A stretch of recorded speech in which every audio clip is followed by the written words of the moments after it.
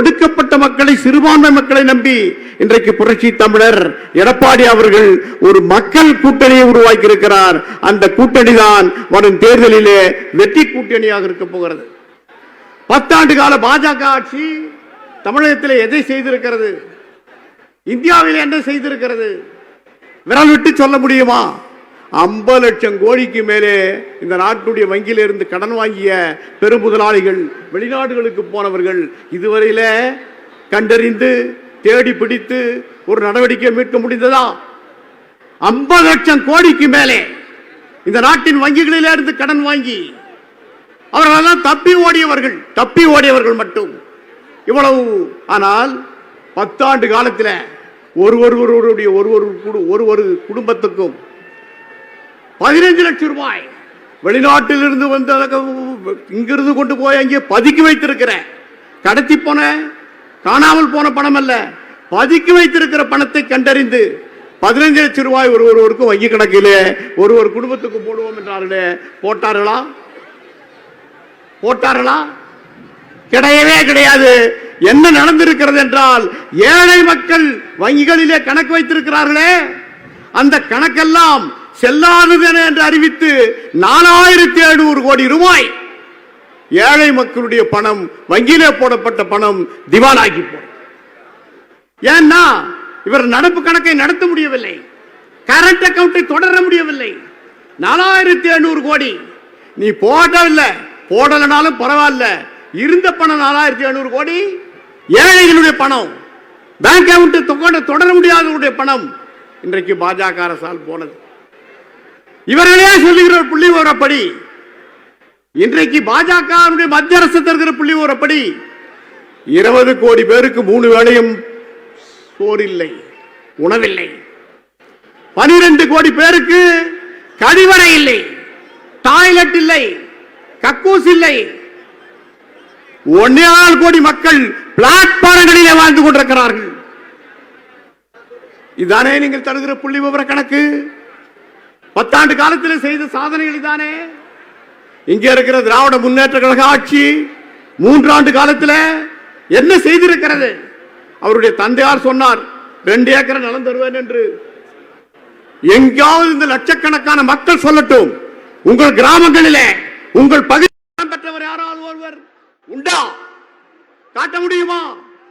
இப்படியே சொல்லி சொல்லி புதிதாக கடந்த சட்டமன்ற தேர்தலில் உரிமை தொகை தருவதாக சொன்னார்கள். இந்த உரிமை தொகையை எவ்வளவு பேருக்கு இன்றைக்கு தந்திருக்கிறார்கள்? எவ்வளவு பெண்கள் இருக்கிறார்கள்? 4 கோடி பேருக்கு மேலே பெண்கள் இருக்கிறார்கள் இந்தியாவிலே, தமிழகத்தில். இந்த தமிழகத்தில் எவ்வளவு பேருக்கு உங்களால் இன்றைக்கு உரிமை தொகை தர முடிகிறது? இந்த உரிமை தொகையிலே கூட ஒடுக்கப்பட்ட மக்களுடைய ஸ்பெஷல் காம்பனன்ட் பிளான், இதுவெல்லாம் சாதாரண கிராமத்து மக்களுக்கு தெரியாது. சிறப்பு உட்கூறு திட்டம், இது மத்திய அரசு தருகிற பணம். எந்த மத்திய அரசாக இருந்தாலும் தாழ்த்தப்பட்ட மக்களுக்கு, ஒடுக்கப்பட்ட மக்களுக்கு தனி நிதி தர வேண்டும். அந்த தனி நிதியை திசை மாற்றி இன்றைக்கு தாழ்த்தப்பட்ட பெண்களுக்கு அதனை கொண்டாந்து கணக்காட்டி மகளிர் உரிமை திட்டம், இந்த உரிமை தொகை அதை நிறைவேற்றுவதற்கு உங்களுக்கு 3 ஆண்டு காலத்தில் எவ்வளவு ஆண்டு காலம் தேவைப்பட்டது? 2 ஆண்டு 7 மாதம். 2 ஆண்டு காலம் 7 மாதம் கடந்து இந்த பணத்தை நீங்கள் இப்போது தொடங்க இருக்கிறீர்கள். ஏற்கனவே இப்படித்தான் செய்தீர்கள். கோயம்புத்தூர்ல ஒரு உலக தமிழ் மாநாடு நடந்த போது கூட அந்த உலக தமிழ் மாநாட்டிற்கு இந்த நிதியிலிருந்து பணத்தை எடுத்து செலவழித்தார்கள், இந்த நிதியிலிருந்து ஒதுக்கி செலவழித்தார்கள். ஆக இப்படி வெறும் பொய்யே நடந்து கொண்டிருக்கிற திமுக அணி, எங்கும் சட்டம் ஒழுங்கு என்று ஒன்று கிடையவே கிடையாது. காவல்துறையிலே இருக்கிற பெண்களுக்கு கூட பாதுகாப்பு இல்லை. காவல்துறையிலே பாதுகாப்புக்கு இருக்கிற பெண்மணியை ஒரு ஆளுங்கட்சிக்காரன் இழிவுபடுத்துகிறான். பத்திரிகையில படித்திருப்பீர்கள், யாரும் மறந்திருக்க முடியாது.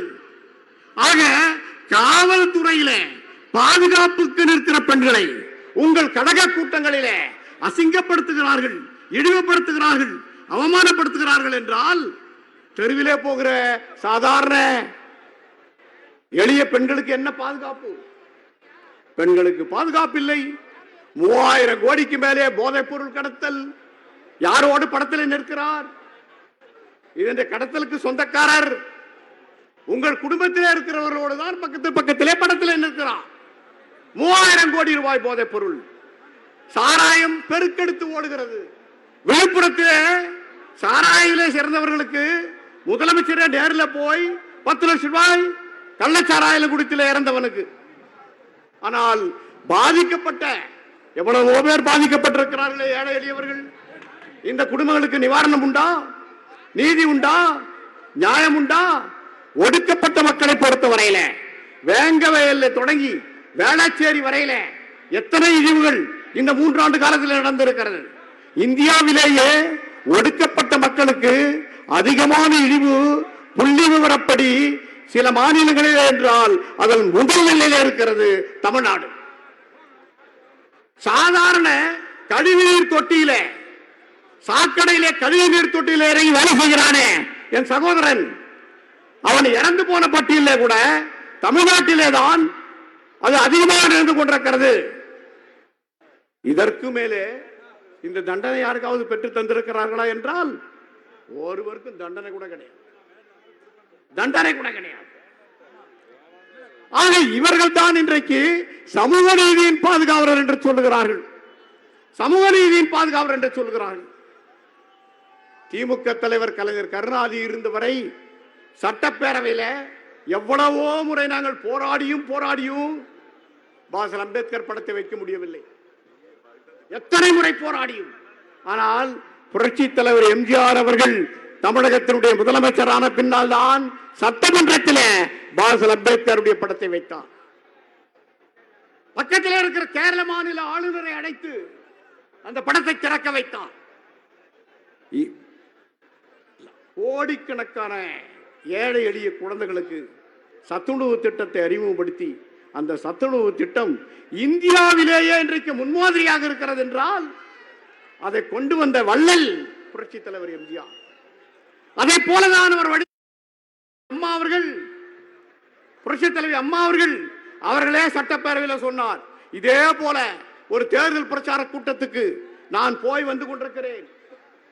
அது தேர்வு நேரம், ஏப்ரல் மே என்றாலே மாணவர்களுக்கு தேர்வு நேரம். வந்து கொண்டிருக்கிறேன்.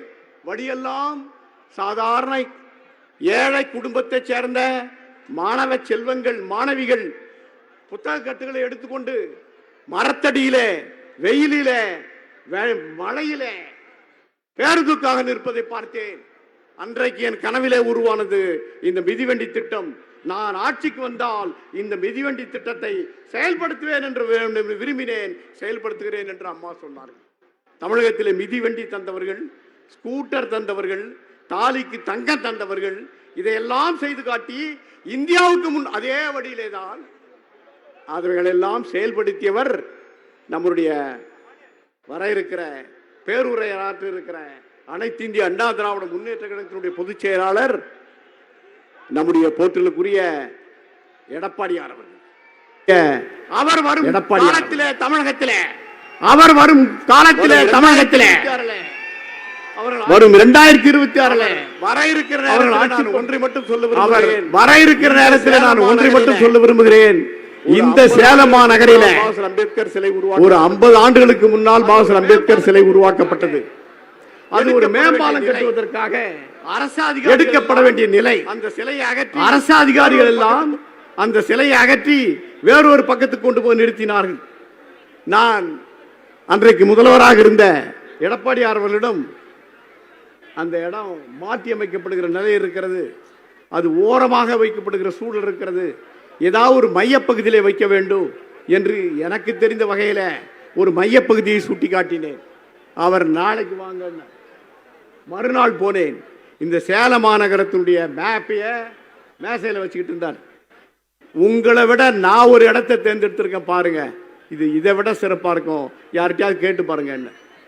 இன்றைக்கு அந்த திருவுருவம் அகற்றப்பட்டு அதை விட ஒரு மையப்பகுதியிலே இன்றைக்கு நெடிதிருந்து நிற்கிறது என்றால் அதற்கு காரணம் அன்றைய முதலமைச்சர், வருங்கால முதலமைச்சர் எடப்பாடியார் அவர்கள் என்பதை இந்த கூட்டத்தில், இந்த மேடையில நான் சொல்ல விரும்புகிறேன். அவருடைய கரம் பலப்படுத்தப்பட வேண்டும். அனைத்து இந்திய அண்ணா திராவிட முன்னேற்ற கழக அணி வெற்றி அடைய வேண்டும். பாஜகவினுடைய 10 ஆண்டு கால அரசுக்கு ஒரு பாடம் வேண்டும். கட்டை மீறி குடும்பாட்சி நடத்தி கொண்டிருக்கிற திராவிட முன்னேற்ற கழக அரசுக்கு இல்ல ஒரு சில நிமிடத்துல ஒரே ஒரு நிமிஷம், இன்னும் ஒரு சில நிமிடத்துல நம்ம கழகத்துடைய பொதுச் செயலாளர் மேடைக்கு இருக்கிறார். அதனால் இங்க கொடி இருக்கிறத கொஞ்சம் நெருக்காதீங்க. அண்ணன் அவர்களும் தள்ளுமுள்ளு பண்ணி சாட்சி விட்டுறாதீங்க. அவங்க உட்கார்ந்து இருக்காங்க. தயவு செய்து கொஞ்சம் நிர்வாகிகள் அப்படியே நவுந்து அந்த கொடியை கொண்டு கொஞ்சம் இருக்க, பின்னாடி மறைக்குது அண்ணனை பார்க்குறவங்களுக்கு. அதனால் வருகின்ற நம்ம நிர்வாகிகள் தயவு செய்து தள்ளுமுள்ளு பண்ணி தள்ளி விட்டுறாதீங்க. தள்ளி விட்டீங்கன்னா அவ்வளோதான். ஏன்னா அமைதியான முறையில் அண்ணன் தேர்தல் பிரச்சாரத்தில் சிறப்பாக பேச இருக்கிறாரு. தமிழ்நாடு மூறாம் பார்க்கின்ற பொழுது, இங்கே நம்ம நண்பர்களாம் சொல்லுகின்ற பொழுது, பார்க்கின்ற பொழுது எதிரே இருக்கின்ற வேட்பாளர் கூட நம்ம யாரு என்ன வந்துட்டாரு. ஆகவே நடைபெறவுள்ள பொது தேர்தலில் இரட்டை இலை சின்னத்துக்கு வாக்களித்து வெற்றியடை செய்ய வேண்டும் என இந்திய குடியரசுக் கட்சியின் சார்பில் உங்களை வணங்கி நன்றி சொல்லி கொண்டிருக்கின்றார் அண்ணன் கழகத்துடைய பொதுச் செயலாளர் அவர்கள் வருகை தந்து விட்டார்கள். இப்பொழுது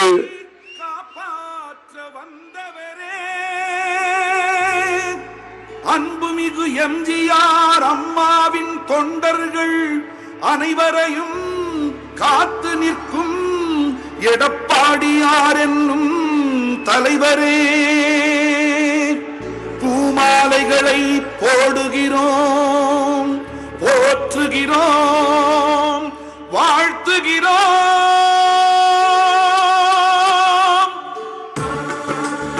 அண்ணன் எடப்பாடியார், அண்ணன் எடப்பாடியார், அண்ணன் எடப்பாடியார், அண்ணன் எடப்பாடியார், புரட்சி தமிழர் அண்ணன் எடப்பாடியார், புரட்சி தமிழர் அண்ணன் எடப்பாடியார், கழக பொதுச் செயலாளர் அண்ணன் எடப்பாடியார், அம்மாவின் அரசியல் வாரிசு அண்ணன் எடப்பாடியார், புரட்சி தமிழர் அண்ணன் எடப்பாடியார், வருங்கால தமிழக முதலமைச்சர் அண்ணன் எடப்பாடியார், புரட்சி தமிழர் அண்ணன் எடப்பாடியார்.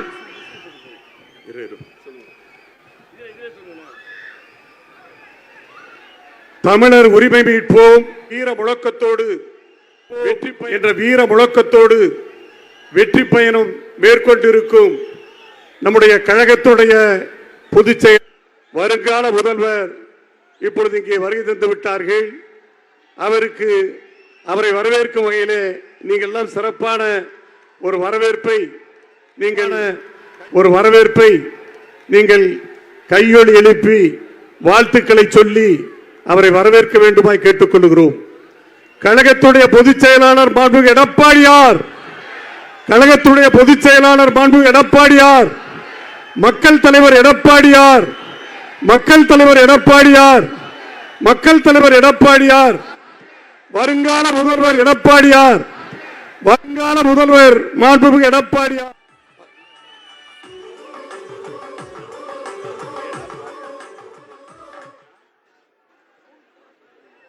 போலே வாழ்கின்ற தலைவன் நீ ஒருவன், உண்மையும் உழைப்பும் உள்ளோரை எல்லாம் உயர்த்தி விடுகின்ற பெருந்தலைவன், மக்களுக்காக அம்மாவை போலே வாழ்கின்ற தலைவன் நீ ஒருவன், உண்மையும் உழைப்பும் உள்ளோரை எல்லாம் உயர்த்தி விடுகின்ற பெருந்தலைவன் நீ. தமிழகம் வாழ செய்த நன்மைகள் ஏராளம், அவை ஏராளம். உன் தங்க மனமோ எப்போதும் இங்கே தாராளம், அது தாராளம். தமிழ் மக்களின் நெஞ்சம் என்றைக்கும் உந்தன் புகழ் பாடும், உன் புகழ் பாடும், புகழ் பாடும், உன் புகழ் பாடும். எடப்பாடியாரே எங்கள் புரட்சி தமிழரே,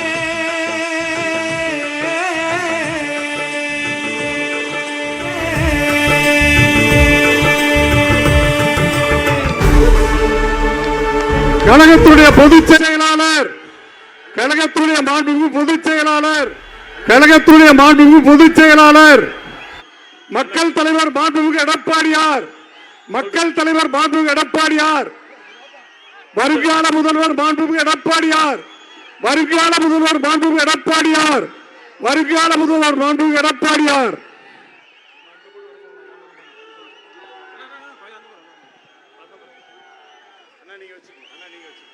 இதோ வந்துவிட்டார்.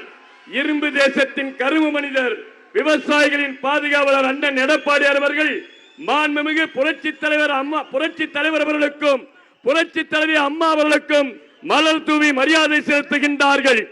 இரும்பு தேசத்தின் கரும்பு மனிதன், விவசாயிகளின் பாதுகாவலர், ஏரிகளின் குடிமராமத்து நாயகன் அண்ணன் எடப்பாடியார் அவர்கள் இதோ வந்துவிட்டார்கள்.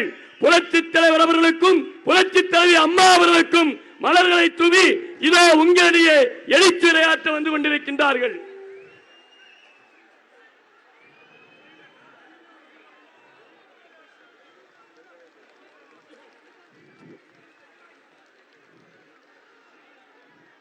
நிகழ்ச்சியின் துவக்கமாக நம்முடைய மாநகர் மாவட்ட கழக செயலாளர் அன்பு சகோதரர் வெங்கடாசலம் அவர்கள் வரவேற்புரையாற்றுவார்.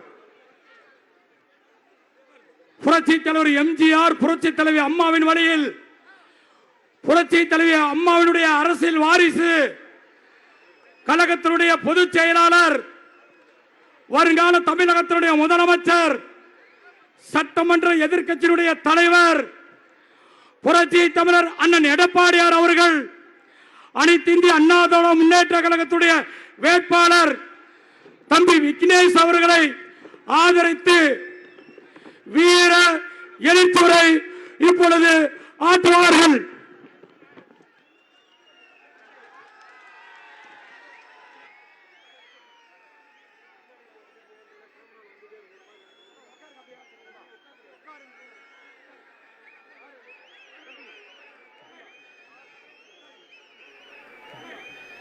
புரட்சி தலைவர் எம்ஜிஆர்,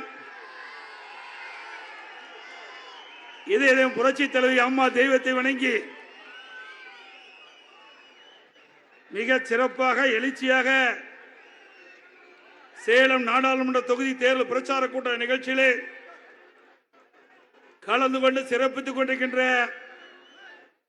கழக அமைப்பு செயலாளர் முன்னாள் அமைச்சர் அண்ணன் செம்மலை அவர்களே, இந்த நிகழ்ச்சியிலே வரவேற்புரையாற்றிய மாநகர் மாவட்ட கழக செயலாளர் அன்பு சகோதரர் முன்னாள் எம்எல்ஏ திரு ஜி வெங்கடாஜலம் அவர்களே, மற்றும் நிகழ்ச்சியிலே கலந்து கொண்டு சிறப்பித்துக் கொண்டிருக்கின்ற மரியாதைக்குரிய பாசறை செயலாளர் டாக்டர் விபிபி பரமசிவம் அவர்களே, அமைப்புச்சார ஓட்டு அணி செயலாளர் திரு க சங்கரதாஸ் அவர்களே, மேற்கு சேலம் புறநகர் மாவட்ட கழகத்துடைய செயலாளர் திரு ஆர் இளங்கோவன் அவர்களே, மரியாதைக்குரிய கழக அமைப்பு செயலாளர் முன்னாள் எம்எல்ஏ சோர் கே சிங்காரம் அவர்களே, நிகழ்ச்சியிலே பங்கு பெற்று சிறப்பித்துக் கொண்டிருக்கின்ற சட்டமன்ற உறுப்பினர் திரு ஆர் மணி அவர்களே, திரு எம் ராஜா என்கின்ற ராஜாமுத்து அவர்களே, திரு இ பாலசுப்ரமணியம் அவர்களே, திருமதி கொ சித்ரா அவர்களே, திரு ஏ நல்லதம்பி அவர்களே,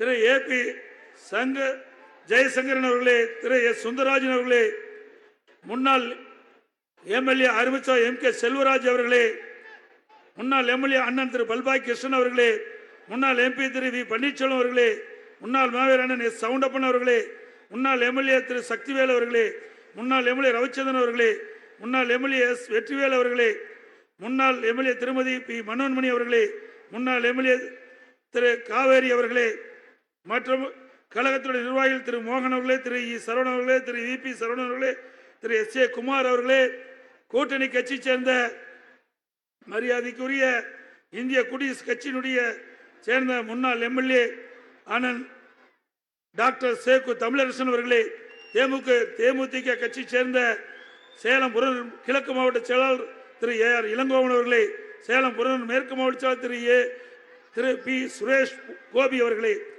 மாநகர் மாவட்ட செயலாளர் திரு என் ராதாகிருஷ்ணன் அவர்களே, எஸ்டிபி கட்சி சேர்ந்த மாவட்ட தலைவர் திரு ஷெரீப் பாஷா அவர்களே, திரு ஹஜ் அப்சர் அலி அவர்களே, மற்றும் இந்திய உலக கட்சி சேர்ந்த மாநில தலைவர் திரு வேட்டகுளம் கே மணிகண்டன் அவர்களே, புதிய தமிழகம் கட்சி சேர்ந்த மாவட்ட செயலாளர் திரு வேமார் ரஞ்சித் அவர்களே, புரட்சி பாரத கட்சி சேர்ந்த மாவட்ட செயலாளர் திரு எம் நல்லதம்பி அவர்களே, ஐக்கிய முஸ்லிம் முன்னேற்ற கழகத்தைச் சேர்ந்த மாவட்ட தலைவர் திரு எஸ் நிசார் அவர்களே, அம்பேத்கர் மக்கள் இயக்கத்தைச் சேர்ந்த மாநில தலைவர் திரு சேலம் ஜங்ஷன் அண்ணாதுரை அவர்களே, தமிழ்நாடு மக்கள் உரிமை கட்சி சேர்ந்த மாநில தலைவர் திரு பூமொழி அவர்களே, தமிழ்நாடு அருந்தியர் மக்கள் முன்னேற்ற கழகத்தை சேர்ந்த நிறுவன தலைவர் திரு கருவை கணேசன் அவர்களே, மற்றும் இந்த தேர்தல் பிரச்சார கூட்ட நிகழ்ச்சிகளை கலந்து கொண்டு சிறப்பித்துக் கொண்டிருக்கின்ற மாவட்ட கழகத்தினுடைய நிர்வாகிகளே, சார்மன்ற மாவட்ட பொறுப்பாளர்களே, உள்ளாட்சி பிரதிகளே, முன்னாள் கூட்டுறவு சங்க நிர்வாகிகளே, ஒன்றிய கழக செயலாளர், நகர கழக செயலாளர், பேருக்குழு செயலாளர், பகுதி கழக செயலாளர், வட்ட கழக செயலாளர், வார்டு கழக செயலாளர், கிளைக்கழக செயலாளர்களே, கழகத்திலே பல்வேறு பொறுப்புகளை வைக்கின்ற நிர்வாகிகளே, கழக உடன்பிறப்புகளே, மலையை சேர்ந்த சகோதரிகளே, பாசனை சேர்ந்த சகோதர சகோதரிகளே, விவசாயிகளே, தொழிலாளர் நண்பர்களே, பத்திரிகையாளர், ஊடகங்களே, அத்தனை பேருக்கும் என்னுடைய முதற்கண் நன்றி கலந்த வணக்கத்தை உரித்தாக்கி,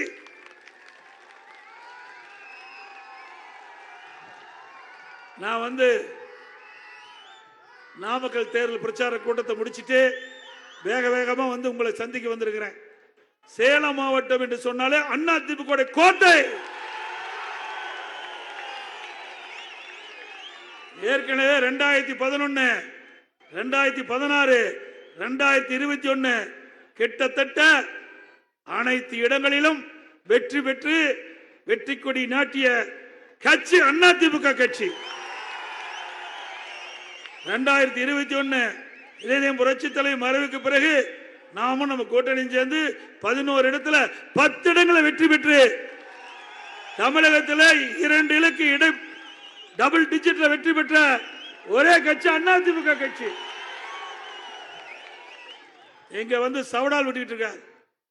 வேட்டி மாத்தி கட்டி ஒருவர் வேட்டி மாத்தி கட்டிக்கிட்டார். அதிமுக வேட்டிக்கு பதிலா திமுக வேட்டி கட்டிக்கிட்டார். நீங்க என்னதான் டிராமா போட்டு என்னதான் நாடகம் நடிச்சாலும் இங்க சேலம் நாடாளுமன்ற தொகுதியில் அது ஒண்ணு நடக்காது. போராட்டத்தெல்லாம் பேசிட்டு இருக்கார். என்ன பேசுறாரு? என்னை பத்தி பேசுறாரு. இங்க இருக்கிற நாடாளுமன்ற உறுப்பினர் யாருன்னு உங்களுக்கு தெரியும். அவர் எப்படிப்பட்டவர் மக்கள் புரிந்து கொள்ள வேண்டும். இங்க இருக்கின்ற கழக நிர்வாகிகள், தொண்டர்கள் உங்களுடைய உழைப்பால் நாடாளுமன்ற உறுப்பினராக தேர்ந்தெடுக்கப்பட்டார். போய் சுயேட்சையால ஜெயிக்கல. அண்ணா திமுக என்ற கட்சியிலே நின்ன காரணத்தினால் உனக்கு அடையாளம் கொடுக்கப்பட்டது. இங்க இருக்கின்ற தொண்டர்கள், நிர்வாகிகள் அதை மறந்து இன்றைக்கு வேஷ்டி மாஸ்டி கட்டிட்டு வேற கட்சிக்கு போய் நிக்கிற வெக்கமா இல்ல?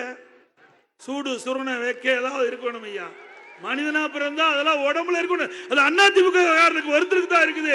உன்னை போல போலி அண்ணா திமுக காரர்கள், உண்மையான அனைத்து இந்திய அண்ணா திராவிட முன்னேற்ற கழகம்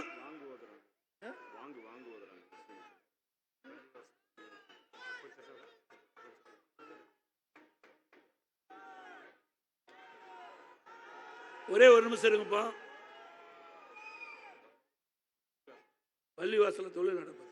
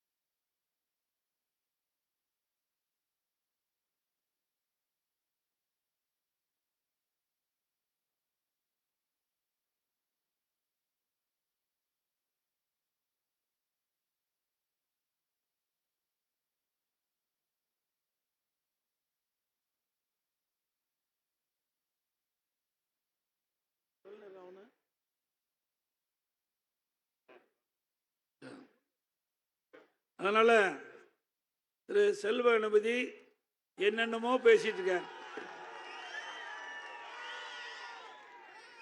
உனக்கு அடையாளம் காட்டப்பட்டவர் இந்த சேலம் நாடாளுமன்ற தொகுதி அதிமுக கட்சி நிர்வாகிகளும் தொண்டர் திரு செல்வ கணபதி அவர்களே. நீ திருச்செங்கோட்டில் அதிமுக நின்ன காலத்துல தான் நீ எம்எல்ஏ மந்திரியான பிறகு சேலத்தில் வந்து நாடாளுமன்ற உறுப்பினராக ஆவதற்கு காரணம் அதிமுக. அந்த அடையாளம் இருக்குங்காட்டி தான் உனக்கு திமுக அந்த மரியாதை கொடுக்குறாங்க. இல்லைன்னா எந்த மரியாதையும் கொடுக்க மாட்டாங்க. அதை முதல் எண்ணிப்பாரு. இங்கே ரத்தத்தை வீரியாக சிந்தி உழைத்த நிர்வாகிகள் தொண்டர்கள் கொடுத்த உழைப்பு தான் உனக்கு பதவி. சாதாரண உனக்கு பதவி வந்துடல. அதுல அழகா 2000 ஆண்டுகளுக்கு முன்பே ஐயன் திருவள்ளுவர் சொல்லிட்டு போயிருக்காரு. நமக்கெல்லாம் அழகாக சொல்லிவிட்டு சென்றிருக்கின்றார். எண்ணென்றி கொன்றாருக்கும் உய்வுண்டாம் உய்வில்லை, செய் நன்றி கொன்ற மகற்கு. எவ்வளவு அழகா பாத்தீங்கன்னா, செய்த நன்றியை மறந்தவர் வாழ்வில் இல்லை என்கிறார். அதாவது செய்த நன்றியை யார் மறக்கிறாங்களோ அவெல்லாம் வாழ்க்கையிலே இல்லை. அப்படிப்பட்ட திரு செல்வகணபதி அவர்கள் என்னை பற்றி பேசுவதற்கு உங்களுக்கு எந்த தகுதியும் கிடையாது. ஏன்னா இதய புரட்சி தலைவி அம்மாவில் சிறை செல்வதற்கு காரணம் இந்த செல்வ கணபதி ஒன்றுதான். இன்றைக்கு இவர் வந்து அமைச்சரா இருக்கும்போது கலர் டிவி ஊழல்ல வழக்கு பதிவு செஞ்சாங்க திமுக. அடுத்தது கொடைக்கானல் அந்த விதிகளுக்கு புறம்பா பிளசன்ட் ஸ்டே ஹோட்டல் அதற்கு அனுமதி கொடுத்ததற்காக திமுக வழக்கு பண்ணது. 2 வழக்கு திமுக ஆட்சி அரசாங்கம் இருக்கின்ற பொழுது திரு செல்வ கணபதி மேல 2 வழக்கு பதிவு செஞ்சாங்க. ஒன்னு கலர் டிவி வழக்கு, இன்னொன்னு ஹோட்டலுக்கு அனுமதி கொடுத்த வழக்கு, பிளசன்ட் ஸ்டே ஹோட்டலுக்கு அனுமதி கொடுத்த வழக்கு. இந்த வழக்கில் தான் அம்மா கைது செய்யப்பட்டாங்க. அதனாலதான் உன்னை கட்சி விட்டு நீக்கப்பட்டார் என்பதை நாட்டு மக்கள் அறிந்திருக்கார். ஸ்டாலின் அவர்களே, என்ன ஒரு தலைவர் உன்னால எங்க சிறைக்கு போன உன்னை விட்டு வச்சிருப்பாங்களா? இப்போ திரு ஸ்டாலின் வந்து முதலமைச்சராக இருக்காரு. நீங்க வந்து பதவிக்கு வர்றீங்க, வரமாட்டீங்க, அது வேற விஷயம். ஒரு கால் வச்சுட்டு வச்சுங்க. அப்படி வந்த பிறகு நீங்க ஏதாவது தவறு செஞ்சு அதுல அவரை இழுத்து விட்டா உங்களை பதவியில் வச்சிருப்பாரா? அப்படித்தான் அம்மாவும் இருந்தாங்க. நீங்க தவறு செஞ்சீங்க, நீக்கப்பட்டீங்க. அனைத்து இந்திய அண்ணா திராவிட முன்னேற்ற கழகத்தை கட்சி சேர்ந்த ஒரு தொண்டன் கூட இந்த இயக்கத்திலே உழைக்க பிறந்தவன். ஒவ்வொரு தொண்டனும் உழைக்க பிறந்தவன். அப்படி உழைப்பால் தான் இன்றைக்கு அனைத்து இந்திய அண்ணா திராவிட முன்னேற்ற கழகம் ஏற்றம் பெற்றிருக்கின்றது. ஆகவே நீங்கள் வேண்டுமென்றே திட்டமிட்டு ஊர் ஊராக சென்று பொய் பரப்புரை ஆற்றினாலும் ஒன்று எடுபடாது. ஏனால் இந்த கூட்டத்தை பாருங்க, இது தேர்தல் பிரச்சார கூட்டம் அல்ல, வெற்றி விழா பொதுக்கூட்டம் போல காட்சி அளிக்குது. அனைத்து இந்திய அண்ணா திராவிட முன்னேற்ற கழகம் மக்களுக்காக உழைக்கின்ற இயக்கம். இன்றைக்கு மக்கள் நம்பிக்கை பெற்ற இயக்கம் அதிமுக. அதிமுக அரசாங்கம், அதிமுக அரசாங்கம் இருக்கின்ற வரை எந்தெந்த வாக்குறுதிகளை கொடுத்தோமோ அத்தனையும் நிறைவேற்றி நாட்டு மக்களிடத்தில் நன்மதிப்பை பெற்ற கட்சி அதிமுக கட்சி, அதிமுக அரசாங்கம். ஸ்டாலின் அவர்களே, அதே போல இன்றைக்கு அனைத்து இந்திய அண்ணா திராவிட முன்னேற்ற கழக ஆட்சியில நிறைய திட்டங்களை நிறைவேற்றும். ஏராளமான திட்டங்கள், ஒன்றல்ல இரண்டல்ல, அத்தனையும் விடியா திமுக ஆட்சி வந்த பிறகு நிறுத்தப்பட்டு விட்டது. இன்னைக்கு ஏழை மக்கள் அதிகமாக வசிக்கின்ற பகுதி அம்மா மினி கிளினிக். அதுல என்னப்பா உனக்கு அரசியல் வேண்டியது?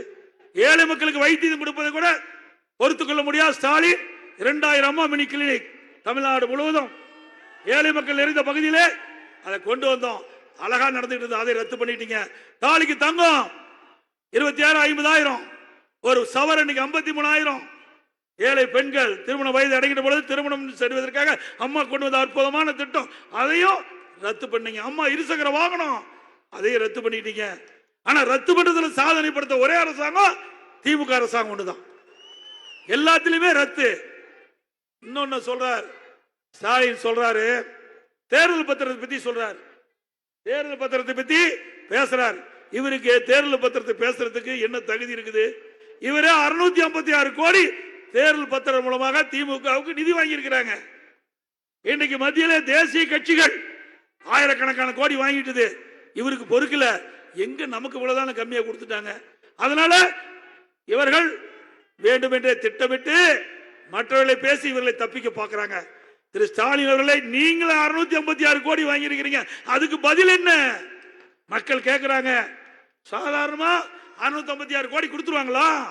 தேர்தல் பத்திரம் 3 ஆண்டுல 2021, 2022, 2023 3 ஆண்டுகள தேர்தல் பத்திரம் திமுக கட்சிக்கு 656 கோடி.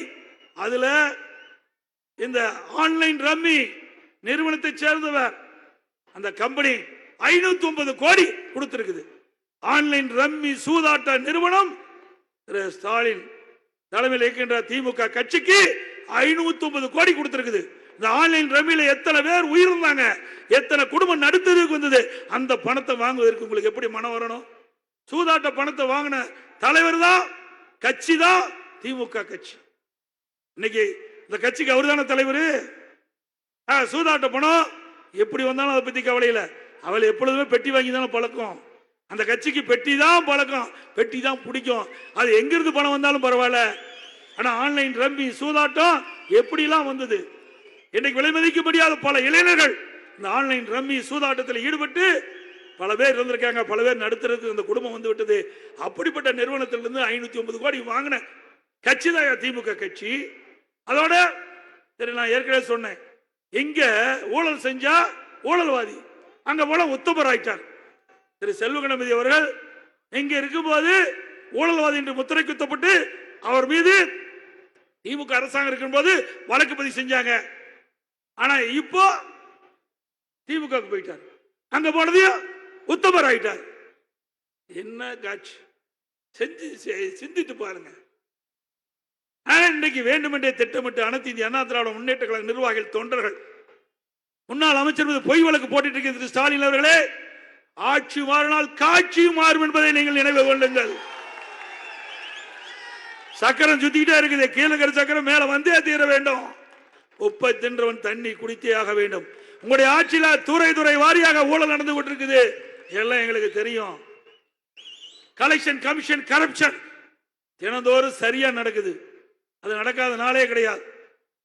ஒரு ஆடியோ கேசட் இருக்குது, நீங்க பாருங்க. இன்றைக்கு திரு ஸ்டாலின் அவர்கள் திரு செந்தில் பாலாஜி ஒரு செயல் வீரர் அப்படின்னு சொல்லியிருக்காரு. திரு ஸ்டாலின் அவர்கள் திரு செந்தில் பாலாஜி பேசுகின்ற வீடியோ பாருங்க. சரி, எல்இடியில பாருங்க, திரையில பாருங்க. இந்த மாவட்டத்தில் ஒருத்தர் இருந்தார், அமைச்சர் செந்தில் பாலாஜி. அவரை பத்தி சொல்ல வேண்டிய அவசியமே இல்லை. சசிகலாவுக்கு நெருக்கமாக, அதைவிட இளவரசிக்கு மிக மிக நெருக்கமாக இருந்தவர் செந்தில் பாலாஜி. ஆக இன்னைக்கு பாத்தீங்கன்னா அவரு மட்டும் இல்ல, ஒட்டுமொத்தமாக பாலாஜியினுடைய தம்பி இந்த கரூர் மாவட்டத்தை தன்னுடைய கட்டுப்பாட்டில் வச்சிருக்கிறாரு. கட்டுப்பாடுனா கொள்ளையடிக்கிறதுல, ஊழல் செய்யறதுல, லஞ்சம் வாங்குறதுல அந்த கட்டுப்பாட்டில் வச்சிருக்கிறாரு. ஆள் கடத்தல், நில அபகரிப்பு புகார்கள் எல்லாம் இன்னைக்கு நீதிமன்றத்தில் இருக்கு. பொறியியல் படிச்சுக்கிட்டு இருந்த ஒரு இளைஞன் கோகு என்பவரை கடத்தி அவனை கொலை மிரட்டல் செஞ்சு அவனுடைய சொத்துக்களை எல்லாம் பறிமுதல் செஞ்சு அவன் அதற்கு பிறகு அந்த குடும்பத்தை சார்ந்தவர்கள் நீதிமன்றத்துக்கு போய் அந்த பிரச்சனை இப்ப நீதிமன்றத்தில் இருக்கு. இப்ப எங்க இருக்காருன்னு தெரியல. அந்த கோகுல் தலைமறைவாகி எங்கே இருக்கிறார் என்று தெரிய முடியாத நிலையில இன்றைக்கு இருந்து கொண்டிருக்கு. இப்படி ஒன்றா இரண்டா, ஒன்றா இரண்டா எடுத்து சொல்ல அப்படின்னு பாட்டு இருக்கு. இந்த மாவட்டத்தில் ஒருத்தர் இருந்தார், அமைச்சர் செந்தில் பாலாஜி. அவரை பத்தி சொல்ல வேண்டிய அவசியமே இல்லை. சசிகலாவுக்கு நெருக்கமாக, அதைவிட இளவரசிக்கு மிக மிக நெருக்கமாக இருந்தவர் செந்தில் பாலாஜி. ஆக இன்னைக்கு பாத்தீங்கன்னா அவரு மட்டும் இல்ல, ஒட்டுமொத்தமாக பாலாஜியினுடைய தம்பி இந்த கரூர் மாவட்டத்தை தன்னுடைய கட்டுப்பாட்டில் வச்சிருக்கிறாரு. கட்டுப்பாடுனா கொள்ளையடிக்கிறதுல, ஊழல் செய்யறதுல, லஞ்சம் வாங்குறதுல அந்த கட்டுப்பாட்டில் வச்சிருக்கிறாரு. ஆள் கடத்தல், நில அபகரிப்பு புகார்கள் எல்லாம் இன்னைக்கு நீதிமன்றத்தில் இருக்கு. பொறியியல் படிச்சுக்கிட்டு இருந்த ஒரு இளைஞன் கோகு என்பவரை கடத்தி அவனை கொலை மிரட்டல் செஞ்சு அவனுடைய சொத்துக்களை எல்லாம் பறிமுதல் செஞ்சு அவன் அதற்கு பிறகு அந்த குடும்பத்தை சார்ந்தவர்கள் நீதிமன்றத்துக்கு போய் அந்த பிரச்சனை இப்ப நீதிமன்றத்தில் இருக்கு. இப்ப எங்க இருக்காருன்னே தெரியல. அந்த கோகுல் தலைமறைவாகி எங்க இருக்கிறார் என்று தெரிய முடியாத நிலையில இன்றைக்கு இருந்து கொண்டிருக்கு. இப்படி ஒன்றா இரண்டா, ஒன்றா இரண்டா எடுத்து சொல்ல அப்படின்னு பாட்டே இருக்கு. இந்த மாவட்டத்தில் ஒருத்தர் எப்படிங்களா? அடுத்தது செந்தில் பாலாஜி திரு ஸ்டாலின் அவர்களை பற்றி பேசுகின்ற காட்சி பாருங்க. பேசும் புல்லர் கூட்டம் போட்டியிட திராணியின்றி இப்போதே புலம்பிட துவங்கிவிட்டார். இப்படி ஒரு குற்றச்சாட்டை இந்த அவையிலே கூற உறுப்பினர் மு க ஸ்டாலினுக்கு தகுதி இருக்கிறதா என்று கேட்டால் லட்சத்தில் ஒரு பங்கு கூட தகுதி இல்லை. கருணாநிதிக்கும் கருணாநிதியினுடைய பிள்ளைகளுக்கும் எப்போதுமே ஒரு குணம் உண்டு. அவங்க வகிச்சா அது பதவி, மத்தவங்கன்னா அது புழுதி. அவங்க தொட்டா அது பொண்ணு, மத்தவங்க தொட்டா அது புண்ணு. அவங்களுக்கு வந்தா அது ரத்தம், மத்தவங்கன்னா அது தக்காளி சட்னி. தமிழை விற்று பிழைப்பு நடத்தும் சிலர் தங்களை தலைவர் என்று சொல்லிக் கொண்டு இருப்பவர்கள் குடும்பத்திற்கு பதவிகள் வேண்டும் என்றால் டெல்லிக்கு போவார்கள். டெல்லிக்கு போய் பெற்றதனால் அலைக்கற்றையை விற்று அதனால் 2 லட்சம் கோடியை கொள்ளையடித்து திகாருக்கு செல்வார்கள். அரசுக்கு வர வேண்டிய நிதியை கொள்ளையடித்ததால் திகாரில் இருப்பவர்களை கருணாநிதி சென்று பார்ப்பது அவர்களது வரலாறு. பேசும் புல்லர் கூட்டம் போட்டியிட திராணியின்றி இப்போதே புலம்பிட துவங்கிவிட்டார். இப்படி ஒரு குற்றச்சாட்டை இந்த அவையிலே கூற உறுப்பினர் மு க ஸ்டாலினுக்கு தகுதி இருக்கிறதா என்று கேட்டால் லட்சத்தில் ஒரு பங்கு கூட தகுதி இல்லை. கருணாநிதிக்கும் கருணாநிதியினுடைய பிள்ளைகளுக்கும் எப்போதுமே ஒரு குணம் உண்டு. அவங்க வகிச்சா அது பதவி, மத்தவங்கன்னா அது புழுதி. அவங்க தொட்டா அது பொண்ணு, மத்தவங்க தொட்டா அது புண்ணு. அவங்களுக்கு வந்தா அது ரத்தம், மத்தவங்கன்னா அது தக்காளி சட்னி. தமிழை விற்று பிழைப்பு நடத்தும் சிலர் தங்களை தலைவர் என்று சொல்லிக் கொண்டு இருப்பவர்கள் குடும்பத்திற்கு பதவிகள் வேண்டும் என்றால் டெல்லிக்கு போவார்கள். டெல்லிக்கு போய் பெற்றதனால் அலைக்கற்றையை விற்று அதனால் 2 லட்சம் கோடியை கொள்ளையடித்து திகாருக்கு செல்வார்கள். அரசுக்கு வர வேண்டிய நிதியை கொள்ளையடித்ததால் திகாரில் இருப்பவர்களை கருணாநிதி சென்று பார்ப்பது அவர்களது வரலாறு. பாத்தீங்களா? இங்க இருக்க வரைக்கும் அவர் ஊழல்வாதின்னு திரு ஸ்டாலின் பேசுவார். அங்க போனா செயல் வீரர்களா சிறையில் அடைச்சுட்டாங்கன்னு பாரு. இதுதாங்க இரட்டை வேடம் போடுகின்ற கட்சி, திமுக கட்சி. இரட்டை வேடம் போடுகின்ற முதலமைச்சர் திரு மு க ஸ்டாலின். அதோட இன்னைக்கு திராவிட முன்னேற்ற கழக ஆட்சியில வந்ததுல இருந்து குழு போடுறதுதான் வேலை. ஒரு திட்டத்தை அறிவிப்பாரு, ஒரு குழு போட்டுருவாரு. அதோட அந்த திட்டம் அதோட போயிடும். இது வரைக்கும் 52 குழு போட்டிருக்காரு.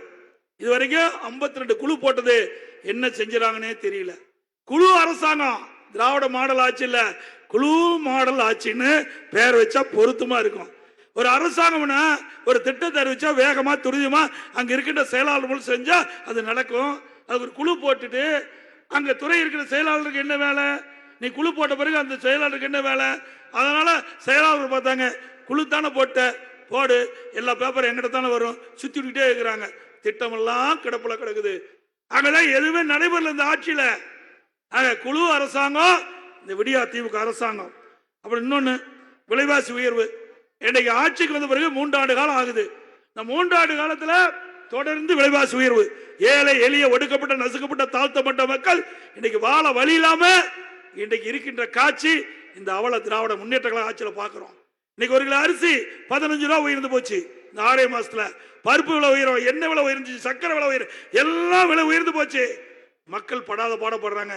வாழ்றதுக்கே வழி இல்லாம இன்றைக்கு இந்த மக்கள் வாழ்ந்து கொண்டிருக்கின்ற காட்சி இந்த திராவிட மாடல் ஆட்சியில பாக்குறோம். இதற்கெல்லாம் விடிய காலம் பிறக்க வேண்டும் என்றால் நம்முடைய வெற்றி வேட்பாளர் அறிவிச்ச விக்னேஷ் அவர்கள் வெற்றி பெற வேண்டும். அதோட இன்னொன்னு, மின்கட்டண உயர்வு. திரு ஸ்டாலின் அவர்கள் ஆட்சிக்கு வந்து என்னென்னோ பேசினார். ஆட்சிக்கு வந்து 52% மின்கட்டணம் உயர்ந்து போச்சு. ஏற்கனவே நீங்க 2000 ரூபாய் மின்கட்டணம் செலுத்திட்டு இருந்தீங்களா, இப்ப 5000 ரூபாய் கட்டணும். அந்த அளவுக்கு மின்கட்டணம் உயர்ந்து போச்சு. வீட்டுக்கு மின்கட்டணம் உயர்ந்து போச்சு, தொழிற்சாலைக்கு மின்கட்டணம் உயர்ந்து போச்சு.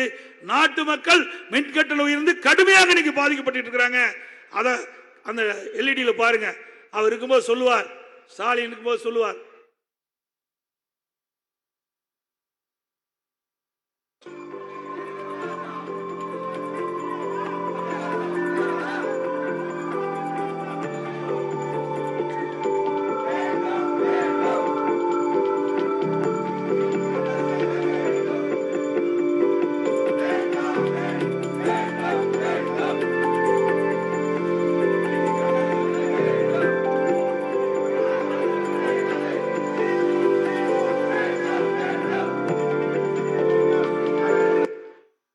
உயர்த்திட்டு அவரே பிடிக்கிறார்.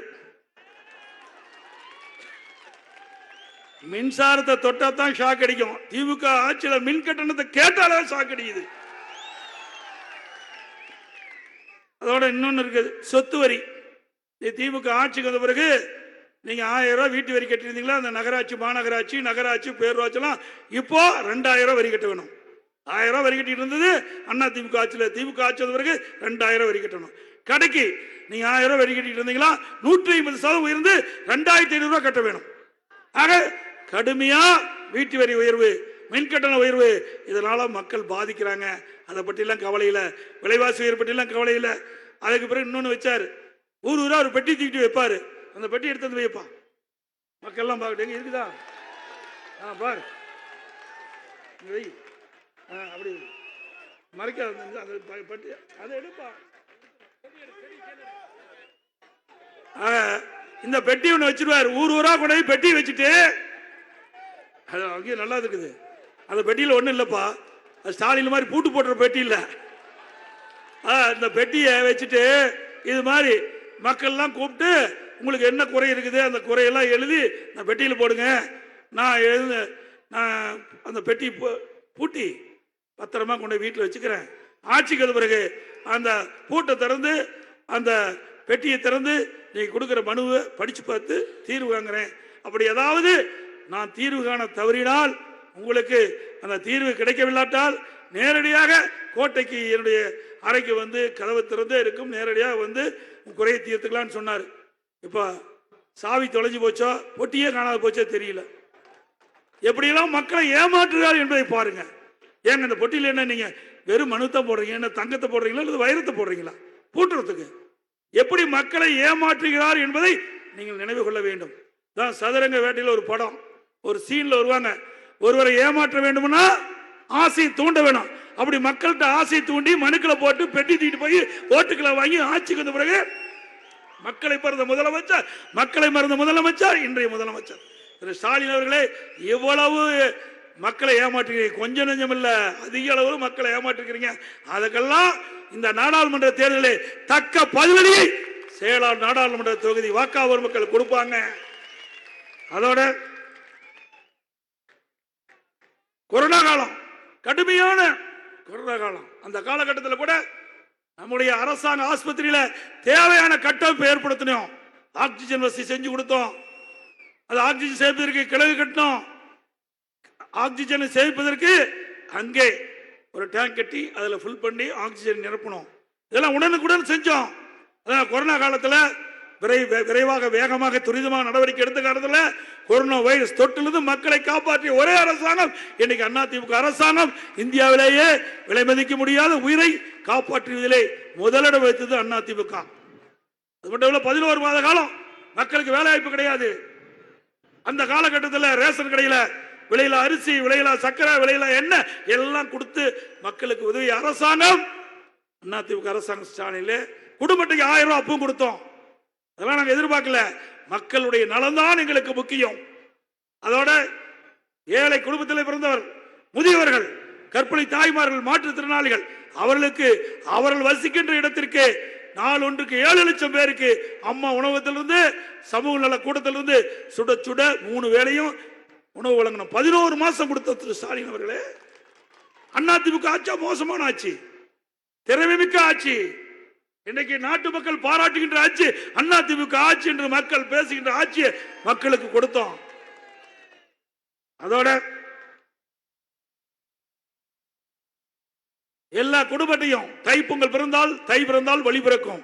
அப்படி எல்லா அரிசி குடும்ப அட்டைதாரர்களுக்கும் 2500 ரூபாய் கொடுத்தோம்.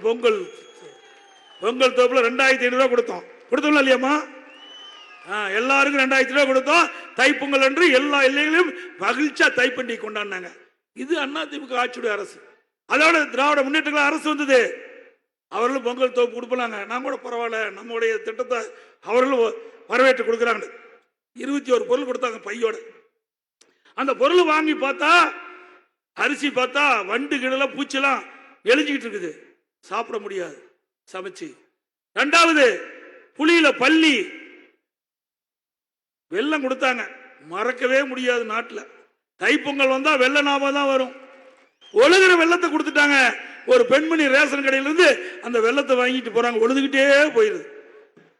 உழுது வெள்ளத்தை கொடுத்து நாட்டு மக்களை ஏமாற்றிய கட்சி திமுக அரசாங்கம். அந்த ஏழை மக்களுக்கு கொடுப்பதில் கூட ஊழல் செய்த ஒரே கட்சி, ஒரே அரசாங்கம் திமுக அரசாங்கம். ஆக இன்றைக்கு இந்த விடியா திமுக ஆட்சி பொறுப்பேற்ற பிறகு எந்த நன்மை இந்த நாட்டு மக்களுக்கு கொடுத்தாங்க? ஒண்ணுமே இல்லையே. அப்புறம் எடப்பாடி பழனிசாமி மோடி கண்டு பயந்துட்டு இருக்காரு. அண்ணா திமுக அடிமை கட்சி. எடப்பாடி பழனிசாமி கள்ள தொடர்பு, கள்ள உறவு எங்கடா கண்டுபிடிச்ச? அதெல்லாம் அவருக்கு அனுபவம். திமுக காரருக்கு அனுபவம், அந்த தலைவருக்கு ரொம்ப அனுபவமா இருக்குது. அப்பாவுக்கு மகனுக்கு இதுல ரொம்ப அனுபவம். கள்ள தொடர்பு, அப்புறம் என்ன கள்ள கூட்டணி. உனக்கு பொருத்தமான வார்த்தை மனசுக்குள்ள இருந்தா அப்படித்தானே வெளியே வரும். ஏங்க ஒரு கூட்டணி இருந்து வெளியில் வந்துட்டோம். வெளியில் வந்த பிறகு நம்முடைய கட்சி நிர்வாகம், நம்முடைய கட்சி பார்த்து நாம் பேசிட்டு இருக்கிறோம். அவளுடைய கட்சி பார்த்துட்டு இருக்காங்க. இதுல என்ன கள்ள உறவு தேவை, கள்ள தொடர்பு தேவை? சிந்திச்சு பாருங்க. ஒரு கட்சி கூட்டணியில் இருந்தா அது வேற, ஆனா வெளியில வந்த பிறகு இப்படி பேசுற. இதுக்கு போதும் பேசுனா, இல்லாத போதும் பேசுற. ஆக அனைத்து இந்திய அண்ணா திராவிட முன்னேற்ற கழகத்தை பொறுத்த வரைக்கும் தமிழ்நாட்டு மக்களுடைய உரிமைகளை காக்க வேண்டும். தமிழ்நாட்டு மக்களுடைய உரிமைகளை காப்போம். நாடாளுமன்றத்திலே சுதந்திரமாக நாடாளுமன்றம் பேச வேண்டும். அதுதான் நம்முடைய இலக்கு. திரு ஸ்டாலின் அவர்களே, உங்களை போல் கோலை அல்ல அண்ணா திமுக நிர்வாகிகள், தொண்டர்கள், நாடாளுமன்ற சட்டமன்ற உறுப்பினர், ஓட்டு போட்ட மக்களுக்கு விசுவாசமாக இருந்து எத்தகைய சூழ்நிலையும் ஓட்டு போட்ட மக்களுக்கு விசுவாசமாக இருக்கின்ற ஒரே கட்சி அண்ணா திமுக கட்சி என்று பல முறை நிரூபித்து காட்டுகின்றோம். இதே காவிரி நதிநீர் பிரச்சனை வந்தது, உச்ச நீதிமன்ற தீர்ப்பு, அதை நடைமுறைப்படுத்த காலதாமதம் ஏற்பட்டது மத்திய அரசாங்கம். உடனடியாக நம்முடைய நாடாளுமன்ற 37 பேர் 2014 இருந்து 2019 வரை 5 வருஷம் இருந்தாங்க. 19 நாடாளுமன்றத்தில் உச்ச நீதிமன்ற தீர்ப்பை அமல்படுத்த வேண்டும், இல்லாவிட்டால் நாடாளுமன்றத்தை ஒத்தி வைக்க வேண்டும் என்று தொடர்ந்து குரல் கொடுத்து 22 நாட்கள் நாடாளுமன்றத்தில் ஒத்தி வைத்து இன்றைக்கு தமிழ்நாட்டு மக்களுடைய குரலை நாடாளுமன்றத்தில் ஒலித்து வீர வரலாற்றை படைத்த அரசாங்கம் அதிமுக அரசாங்கம் என்று இருந்தது. அதிமுக கட்சி நாடாளுமன்றம் ஒரு நாள் உங்களால் ஒத்தி வைக்க முடியுமா? 22 நாட்கள் நாடாளுமன்றத்துக்கு அழுத்தம் கொடுத்த காரணத்தினால உச்ச நீதிமன்ற தீர்ப்பை மதித்து மத்திய அரசாங்கம் காவிரி மேலாண்மை ஆணையம், காவிரி நீர்முறைப்படுத்திக் குழு 2ஐயும் அமைச்சது. இப்படி ஒரு திட்டத்திற்காக நீங்கள் குரல் கொடுக்க முடிஞ்சுதா? இல்லையே, ஒண்ணுமே இல்லையே.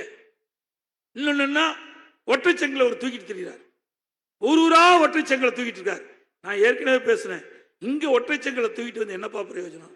சேலத்துக்கு ஒற்றை செங்கலை கூட்டிட்டு வந்து என்ன பண்றோம்? ஒற்றை செங்கல் தூக்கிட்டு வந்து காட்டினா அதுல என்ன பயன் கிடைக்குது? இந்த ஒற்றை செங்கலை நாடாளுமன்றத்திலே காட்டியிருக்க வேண்டும். உடைய நாடாளுமன்றம் இதுக்கு தானே தேர்ந்தெடுக்கிறாங்க.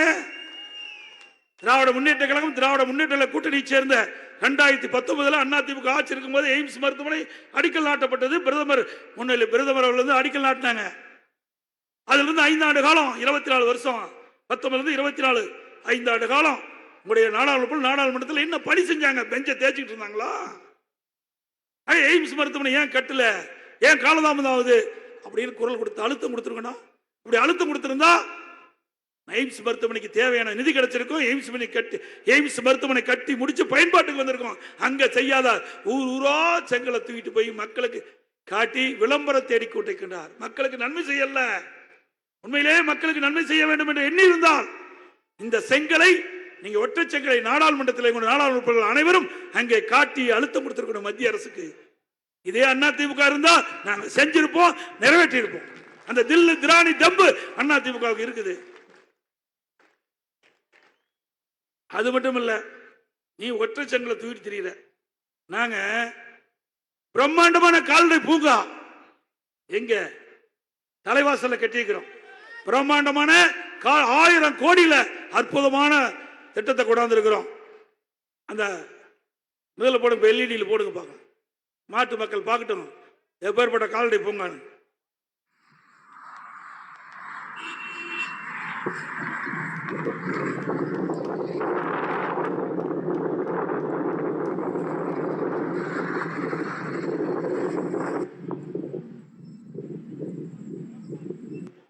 ஒரு சில படம் தான் கிடைச்சிருக்குது, இன்றைக்கு தான் எடுத்து அதெல்லாம் காட்டினேன்.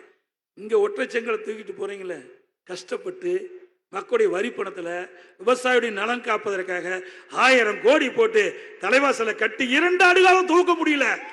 இந்த ரிப்பன் கட் பண்றது கை வலிக்குதா? ரிப்பன் கட் பண்றது கை வலிக்குதா? கட்டாத மருத்துவமனைக்கு செங்கல் தூக்கிட்டு போயிட்டு இருக்கிற கட்டப்பட்ட திட்டத்துக்கு ஏன் நீங்க திறக்க மாட்டேங்கிறீங்க? இந்த கால்நடை பூங்கா திறந்திருக்கணும்ல. இது எப்ப ஆசியாவிலே மிகப்பெரிய கால்நடை பூங்கா 1000 கோடியில் 1000 ஏக்கர் அதிமுக ஆட்சியில கட்டப்பட்டது. 2 ஆண்டு காலமா பூட்டி வச்சிட்டு இருக்கிறீங்க. முழுசா காட்டல படம் இதுதான் கிடைச்சது. இன்னும் போய் நீங்க நேரில் போய் பாருங்க எவ்வளவு பிரம்மாண்டமான கட்டடத்தை கட்டியிருக்கிறோம். அதுல நான் பஃபலோ அமெரிக்கா நாட்டுக்கு சென்றிருந்தேன். பஃபலோ மருத்துவமனை பஃபலோ பால் பண்ணைக்கு போனோம். அந்த பால் பண்ணையில் ஒரு பசு ஒரு நாளைக்கு 65 லிட்டர் பால் கொடுக்குது. ஆக தமிழ்நாட்டில் இருக்கின்ற விவசாயிகளுக்கும் இந்த இப்படிப்பட்ட கலப்பின பசுகளை கொடுத்து ஒரு நாளைக்கு 40 லிட்டர் பால் நம்முடைய விவசாயிகள் கறந்து இன்னைக்கு விற்பனை செய்யணும். நம்முடைய விவசாய தொழிலாளிக்கு இந்த கறவை பசு கொடுக்கணும். அதுக்காக தான் இந்த கால்நடை ஆராய்ச்சி நிலையம் கால்நடை பூங்கா கட்டணும். இந்த கால்நடை ஆராய்ச்சி நிலையத்தில் கால்நடை பூங்கால இந்த ஆராய்ச்சி மேற்கொண்டு நம்ம பசுவும் அந்த வெளிநாட்டில் இருக்கிற பசு கலப்பின பசுக்களை உருவாக்கி அதன் மூலமாக விவசாயிகளுக்கு கொடுத்து விவசாயிகள் பால் உற்பத்தியிலே அதிக அளவில் இருக்க வேண்டும் என்ற ஒரு நல்ல எண்ணத்தோடு கட்டப்பட்ட திட்டத்திற்கு மூடு விழா செய்கின்ற அரசாங்கம் ஒரு அரசாங்கமா முடக்கி வச்சிருக்கீங்களே. இதுல என்ன அரசியல் கால் பிடிச்சி தேவை? நீ எல்லா இடத்துலயும் ரிப்பன் கட் பண்ணி தானே திறந்துகிட்டு இருக்கிற. ஏன் இங்க கூட வந்து திறந்துட்டு போனீங்களே? ஸ்மார்ட் சிட்டி திட்டத்தை திறந்திருக்காங்கல்ல. ஊரா போய் திறக்கிறீங்களா? அங்கங்க ஒரு உங்க அப்பா சிலை வச்சு ரிப்பன் கட் பண்ணிட்டு போற. நான் பெற்ற பிள்ளைக்கு இவர் பேர் வச்சுட்டு இருக்காரு. ஏன் கால்நடை மாறு? இனியாவது இந்த கால்நடை பூங்கா திறங்க. இந்த மக்களுக்கு பயன்பாட்டு கொண்டாங்க. விவசாயிகள் பயனளிட்டும், மக்கள் பயனளிட்டும். அதோட இன்னொரு திரு ஸ்டாலின் எப்ப பார்த்தாலும் இந்தியாவிலேயே தமிழகம் முதலிடம், இந்தியாவிலேயே சிறப்பான ஆட்சி இதுல முதலிடமா. எதுல? போன ஆண்டு கடன் வாங்கியிருக்கிறாங்க. இந்தியாவில் பல மாநிலம் கடன் வாங்கியிருக்குது. அதுல அதிகமா கடன் வாங்கின மாநிலம் தமிழ்நாடு. நம்பர் 1. கடன் வாங்கல, கடன் வாங்கி தாங்க இதெல்லாம் செய்யறாங்க. இந்த வரியெல்லாம் உங்க மேலதான் போட போறாங்க. நீ நினைச்சுக்கிட்டு இருக்கிற கடன் வாங்கினா இன்னும் பரவாயில்ல, எல்லாம் உங்க தலையில தான் வந்து விடியும். அனைத்து இந்திய அண்ணா திராவிட முன்னேற்ற கழகம் ஆட்சி இருக்கின்ற பொழுது 2011 அம்மா முதலமைச்சர் ஆக்கும் போது 1,14,000 கோடி திமுக கடலில் விட்டுட்டு போயிட்டாங்க. அதை ஏற்றுதான் அம்மா ஆட்சி நடத்தினாங்க. அதுக்கு பிறகு அம்மா 2016 இறக்கும் போது ஒரு 2,80,000 கோடி கடன். பிறகு அண்ணா திமுக ஆட்சி மாற்ற வருகின்ற பொழுது 5,05,000 கோடி கடன். இன்னைக்கு கிட்டத்தட்ட திமுக ஆட்சிக்கு வந்த பிறகு 8 லட்சம் கோடி கடன். 8 லட்சம் கோடி கடன்.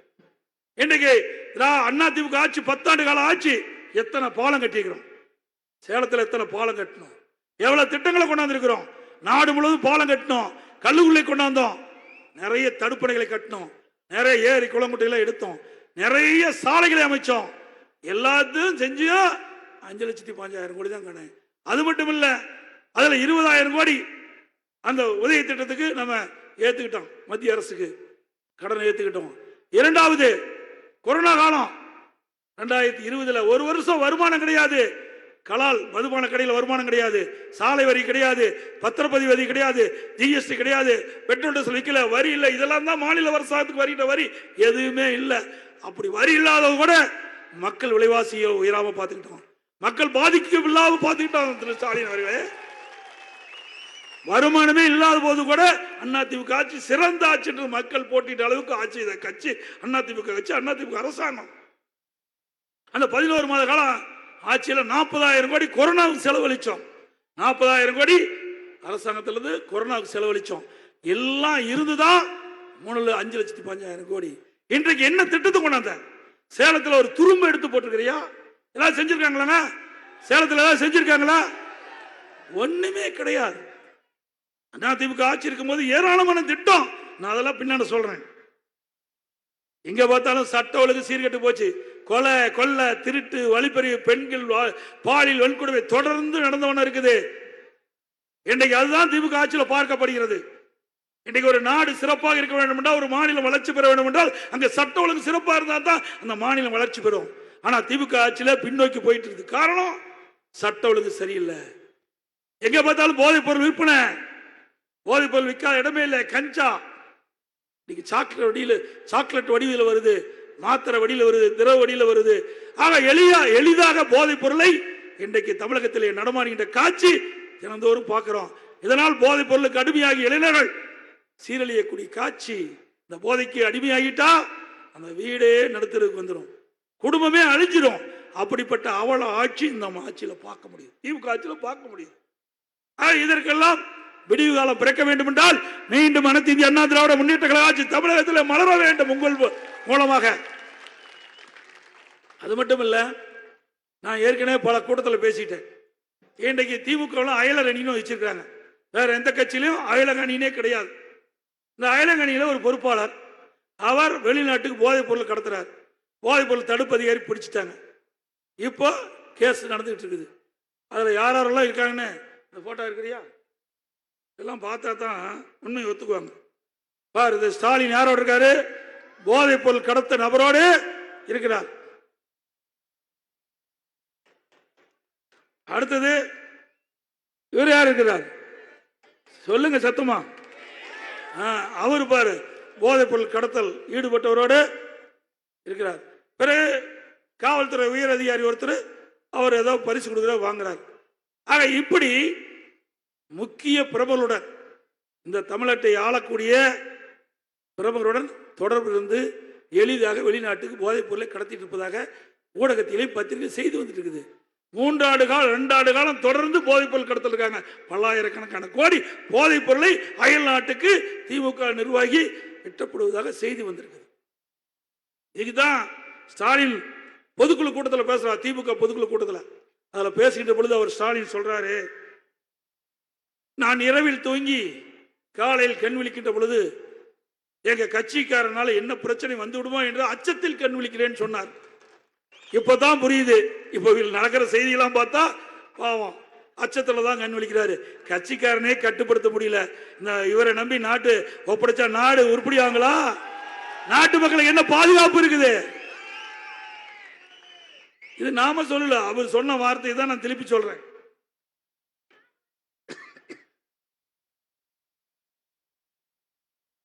ஒரு பக்கம் விலைவாசி உயர்ந்து போச்சு, மின்கட்டணம் உயர்ந்து போச்சு, வீட்டு வரி உயர்வு, கடை வரி உயர்வு, இன்றைக்கு சட்டம் ஒழுங்கு சீர்கெட்டு போச்சு, போதைப் பொருள் எங்க பார்த்தாலும் விற்பனை, இப்படிப்பட்ட வேலையில்லா திண்டாட்டம். இப்படி இருக்கும்போது ஸ்டாலின் கேட்கிறார் தொலைபேசியில், நீங்கள் நலமா? நீங்களும் நலமாவா இருக்கிறீங்க? யாராவது கேட்பாங்களா? நாட்டு மக்கள் அவதிப்பட்டு கொண்டிருக்கிறாங்க. ஸ்டாலின் தொலைபேசி மூலமா நீங்கள் நலமா அப்படின்னு கேட்கிறார். இப்படிப்பட்ட முதலமைச்சர் இந்தியாவிலே தமிழ்நாட்டில் தான் பார்க்க முடியும், வேற எங்கேயுமே பார்க்க முடியாது.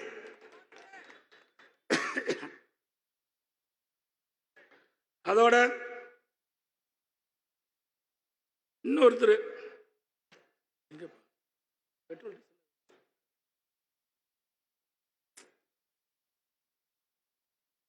இன்னைக்கு விலைவாசி உயர்வுக்கு காரணம் இந்த டீசல் விலை உயர்வு. இந்த டீசல் விலை உயர்வு பார்த்தீங்கன்னா, நான் பலமுறை கூட்டத்தில் சொல்லிட்டேன். இன்றைக்கு மத்திய மாநில அரசு இதை குறைப்பதற்கு எந்தவித நடவடிக்கை எடுக்கல. இன்னைக்கு மத்தியில் பார்த்தீங்கன்னா 2014ஆம் ஆண்டு மத்தியில் ஆட்சி மாற்றம் ஏற்பட்டு பாரதிய ஜனதா ஆட்சிக்கு வருது. அப்போ பெட்ரோல் 71 ரூபாய்க்கு விற்குது, டீசல் 55 ரூபாய்க்கு விற்குது. அப்போ வெளிநாட்டிலிருந்து கச்சா எண்ணெய் இறக்குமதி பண்றாங்க $105. ஆக 2014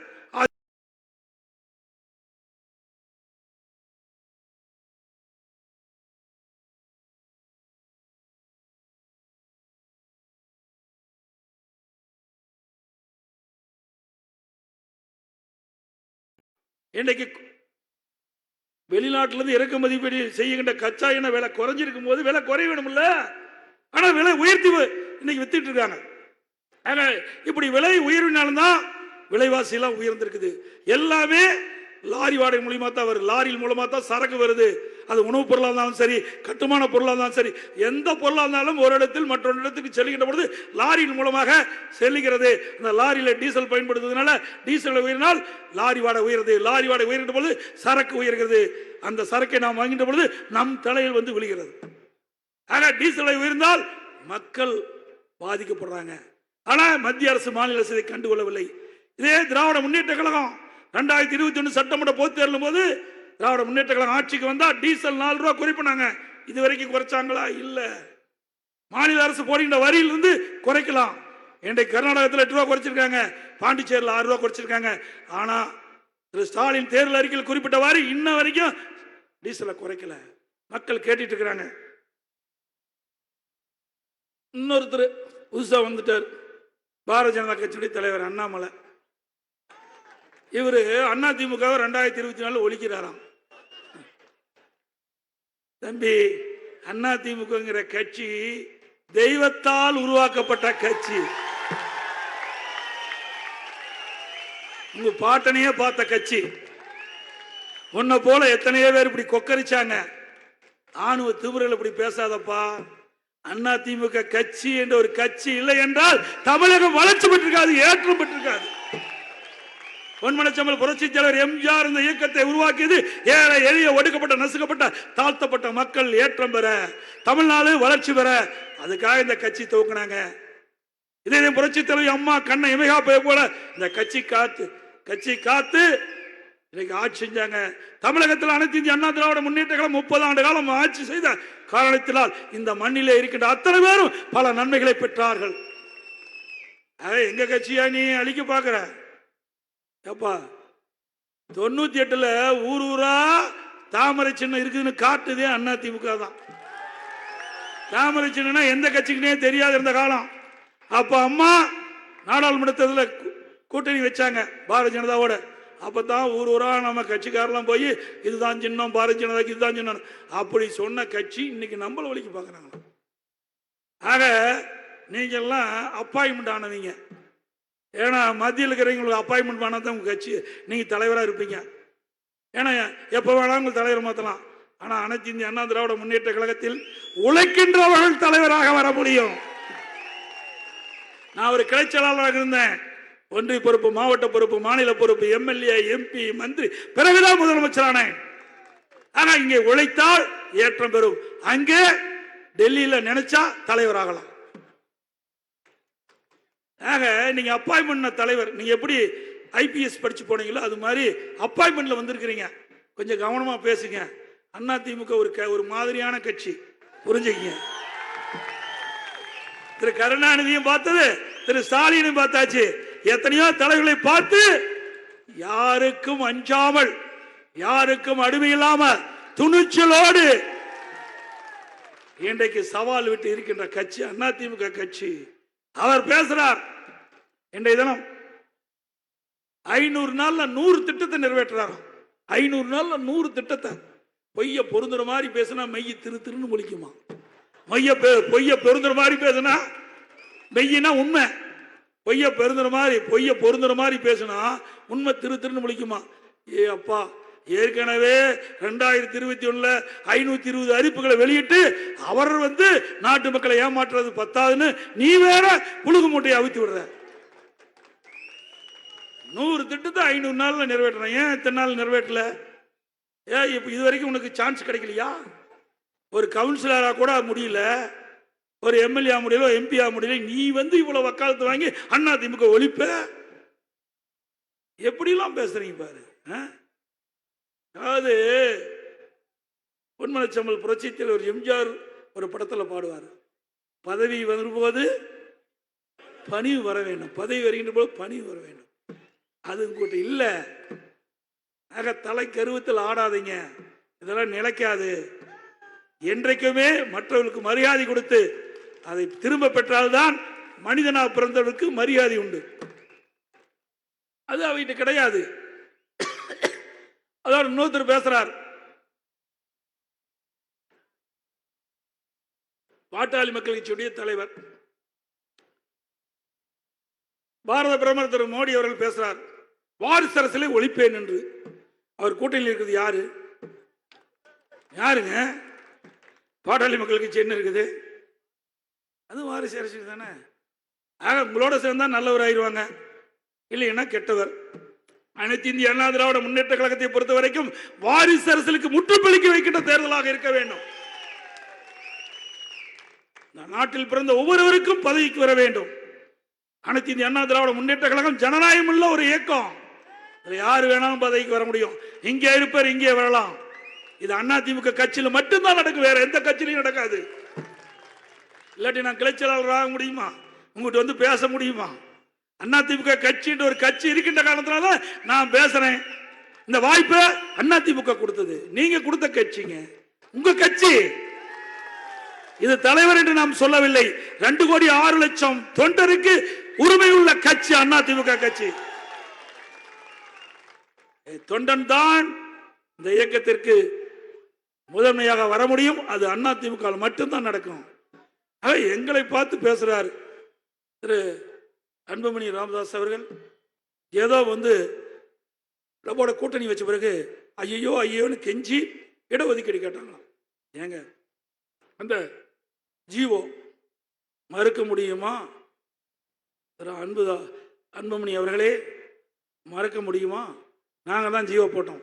ஜாதி வாரி கணக்கெடுப்பு எடுப்பதற்கு நான் முதலமைச்சர் இருந்தபோது 2020ஆம் ஆண்டு டிசம்பர்ல நான் உத்தரவு போட்டிருக்கின்றேன். ஜீவோ நெட்டில் நீங்க எடுத்துக்கலாம், இணையதளம் எடுத்துக்கலாம். இன்றைக்கு எல்லா ஜாதிக்கும், ஒரு ஜாதி கிடையாது, எல்லா ஜாதிகளுக்கும் ஜாதி வாரி கணக்கெடுப்படுத்து அந்தந்த ஜாதி விகிதாச்சாரப்படி இடஒதுக்கீடு வழங்கப்படும். கொண்டு வந்தது நான். பேச மனம் இல்லை, பேச மனம் இல்லை. இப்ப யாரோட போய் கூட்டு சேர்ந்திருக்கிறாங்க? ஜாதி வாரி கணக்கெடுப்பு எடுக்க மாட்டோம் என்று கட்சியோட போய் நீ கூட்டு வச்சிருக்கிறீங்க. அப்ப எப்படி போய் இந்த கொள்கை நிறைவேற்ற முடியும்? சிந்திச்சு மக்களை எப்படி ஏமாற்றுகிறோம் என்பதை நீங்கள் எண்ணி பார்க்க வேண்டும்.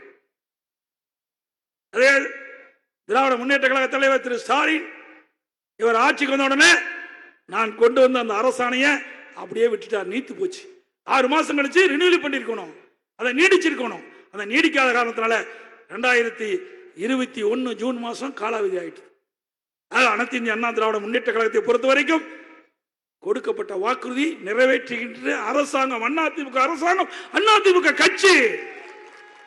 எங்க கட்சி பார்த்தா நீங்க கேவலமா பேசுறீங்க. நாட்டு மக்களுக்கு எந்த வழியிலே நன்மை செய்ய முடியும் அந்த வழியிலே நன்மை செய்யக்கூடிய ஒரே கட்சி அதிமுக கட்சி, அதிமுக அரசாங்கம். அது மட்டும் இல்லாம அண்மையில பெத்தநாயக்கி பாளையத்தில் இளைஞர் மாநில மாநாடு நடத்தினாங்க. அந்த மாநாட்டில் திரு ஸ்டாலின் பேசிட்டு இருக்கும்போது ஊர் ஊரா போய் நீட் தேர்வு ரத்து செய்வதற்கு கையொப்பம் வாங்கினாங்க. அந்த கையொப்பெல்லாம் மேடையில் வச்சுட்டு இருந்தாங்க. அந்த மேடையில் ஃபேனை போடுறதையும் பறந்து ஓடி எல்லா நிர்வாகிகள் காலடியிலும் விழுந்து விதிப்பட்டு குப்பத்தட்டிக்கு போச்சு. இதுதான் நீட் தேர்வு ரத்து செய்கிற லட்சணம். நல்லா எண்ணி பாருங்க. ஊர் ஊரா போய் கையெழுத்து வாங்க மக்களை ஏமாற்றி வாங்கின கையெழுத்து எங்க போச்சு? குப்பத்தொட்டிக்கு போயிருக்கு.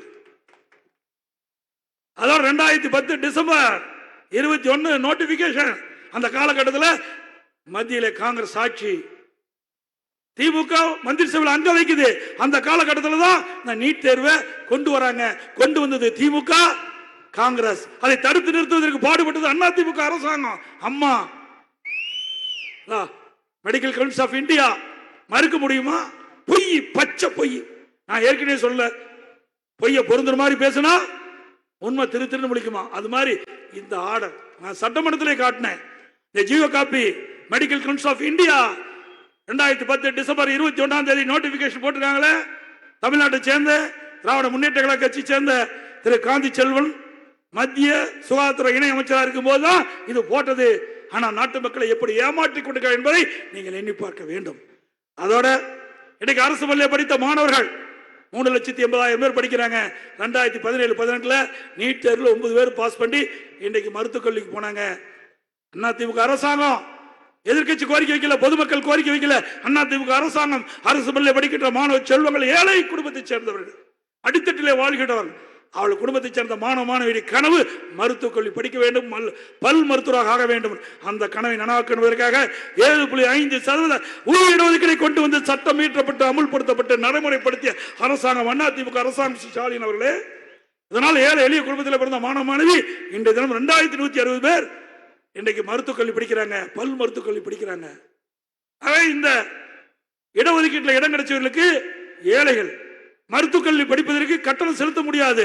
அதற்காக அந்த கல்வி கட்டணத்தை அரசாங்கமே செலுத்தும் என்ற உத்தரவை போட்டு ₹1 செலவு இல்லாம இன்னைக்கு படிச்சிட்டு இருக்காங்க. அந்த மருத்துவ கல்வி கட்டணத்தை அரசாங்கமே செலுத்தி கொண்டிருக்குது. இது அதிமுக ஆட்சியுடைய சாதனை. இப்படி ஒரு சாதனையாவது உங்களுடைய ஆட்சியில பார்க்க முடியுதா? சொல்லுங்க பார்க்கலாம். ஒண்ணுமே இல்ல. ஆக எப்படி மக்களை போய் சந்திக்கிறீங்க? என்ன எடப்பாடி பழனிசாமி திட்டுவீங்க, வேற என்ன பேச முடியும் உங்களால?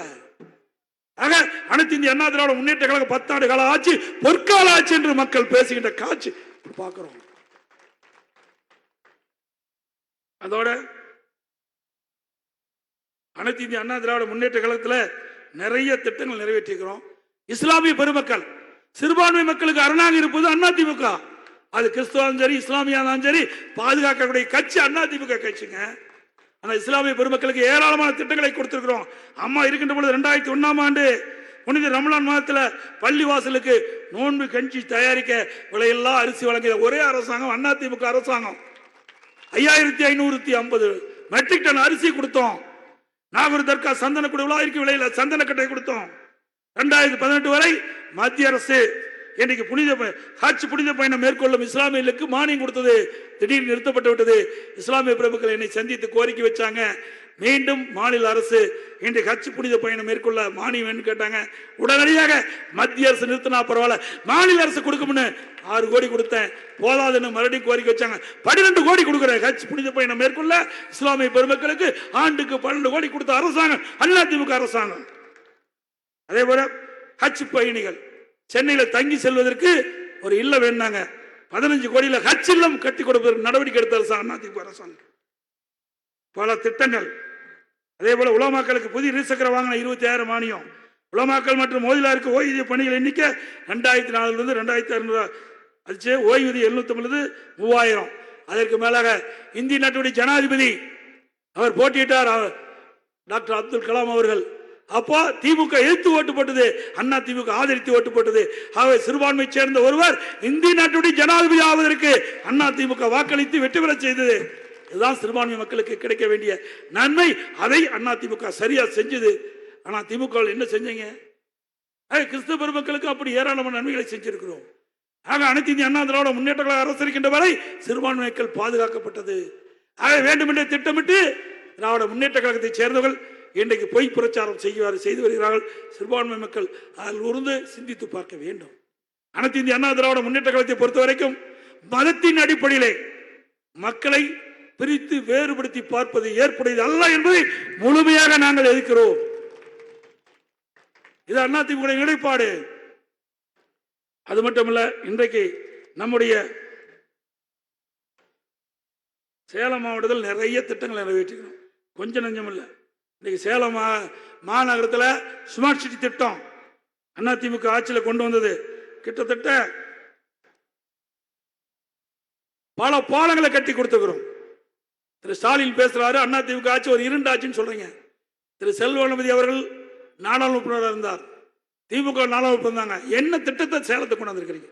ஒரு திட்டமாவது கொண்டாந்துருக்கீங்களா? இல்லையே. பஸ் போர்ட், ஏர்போர்ட் மாதிரி பஸ் போர்ட் சேலத்தை கொண்டு வருவதற்காக நடவடிக்கை எடுத்தேன். அந்த அரபிக் காலேஜுக்கு பக்கத்தில் 64 ஏக்கர் மத்திய அரசு கொடுத்தேன். அதை மத்தியில் போராடி வாதாடி நாடாளுமன்றத்தில் கேட்டிருந்தா கிடைச்சிருக்கும். நாம கொண்டு வந்த அற்புதமான நிலத்தை மத்திய அரசாங்கத்துக்கு ஒப்படைச்சாச்சு. இன்னைக்கு ஏர்போர்ட் எப்படி இருக்குதோ அது போல பஸ் போர்ட் முதலாக தமிழ்நாட்டிலேயே சேலம் மாநகரத்தில் இருக்கின்ற மக்கள் பஸ் போர்ட்டை அனுபவிக்க வேண்டும். அதையும் செய்யலையே. கொண்டு வந்ததை கூட நீங்க நிறைவேற்றலையே. அதோட அருமையான பாலம், எத்தனை பாலம், 1 2 அவ்வளவு பாலங்கள் கட்டி கொடுத்துருக்கிறோம். சேலத்தில் சட்டக்கல்லூரி கொடுத்துருக்கிறோம். இப்படி பல திட்டங்களை கொண்டாந்துரும். ஸ்மார்ட் சிட்டி திட்டத்தில் 1000 கோடி குடி திட்டத்தை நிறைவேற்றி கொடுத்துருக்கிறோம்.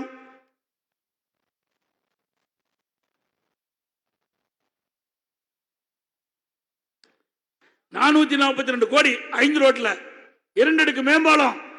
அதனாலதான் போக்குவரத்து நெரிசல் இல்லாமல் இருக்கிறோம் மக்கள். அணைமேடு ஆனந்தா பாலம் 50 ஆண்டுகள கோரிக்கை. போடிநாய்க்கம்பட்டி ரயில்வே கீழ்பாலம் 50. திருவாக்கனூர் சந்திப்புல 27 கோடியில் புதிய மேம்பாலம். நெடுஞ்சாலை 7 குரங்கச்சாவடி முதல் ஏவிஆர் ரவுண்டான வர 83 கோடியில் உயர்மட்ட பாலம். இரும்பாலை சாலை சந்திப்புல சேக்கோ சரு 24 கோடி பாலம். 33 கோடியில் தேசிய நெடுஞ்சாலை 44 கந்தம்பட்டி இளம்பலியில 4 வழிச்சாலை. 43 கோடியில் சேலம் லீ பஜார் ரயில்வே மேம்பாலம். இவ்வளவும் அதிமுக ஆட்சியில் தான் கட்டி கொடுக்கப்பட்டது. திரு ஸ்டாலின் அவர்களே, என்னுடைய ஆட்சி 2 ஆட்சி. சீர்மிகு நகரம் 1000 கோடியில் பல திட்டங்கள் எல்லாம் கொடுத்துருக்கிறோம். இதுல 650 கோடி பால பணிகள். இன்னைக்கு திமுக ஆட்சியில் ஸ்டிக்கர் ஒட்டி திறந்துட்டு போயிருக்கிற 37 கோடி மதிப்பீடுல மாநகராட்சி புதிய மைய அலுவலகம், போடிநாய்க்கு மட்டும் ரயில்வே தர கீழ்பட்ட பாலம், அமுர்த் திட்டத்தில் 9 கோடியில 17 பசு வெளிப்பூங்காக்கள் அமைக்கப்பட்டிருக்குது. சேலம் தனிக்குடி திட்டம் நிறைவேற்றிருக்கிறோம். பாதாள சாக்கடை திட்டம் 150 கோடி நிறைவேற்றிருக்கிறோம். குமரகிரி ஏரி சீரமைக்கப்பட்டு பூங்கா அமைக்கப்பட்டிருக்குது. பள்ளப்பட்டி ஏரி சீரமைக்கப்பட்டிருக்கின்றது. 350 கோடியில சாலைகள் சீர்க்குது. உட்புற சாலைகள் எல்லாம் சரியில்லை, சீர் செய்ய வேண்டும். 40 கோடி கொடுத்து சீர் செஞ்சிருக்கிறோம்.